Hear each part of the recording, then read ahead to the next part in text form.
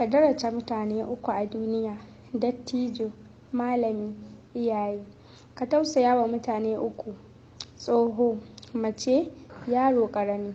Kada ka manta da abu uku: mutunci, addini, mutuwa. Ka tsarkaka abu uku: jikinka, tufafinka, zuciyarka. Kada ka daina neman abu uku: ilimi, arziki, aljanna.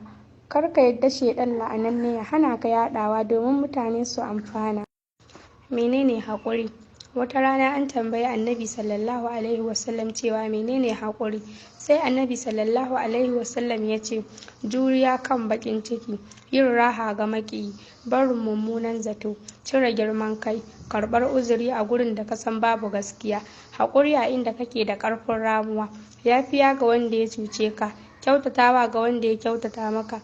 Ya Allah, ka ba mu ikon kamantawa don alfarmar Annabi sallallahu alaihi wasallam. Tabɗijan, duniyar da za a barta, me ya kawo haɗama?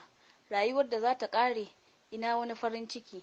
Ana sauraron mutuwa, ina wata walwala? Jikin da zai zama gawa, me ya jawo girman kai?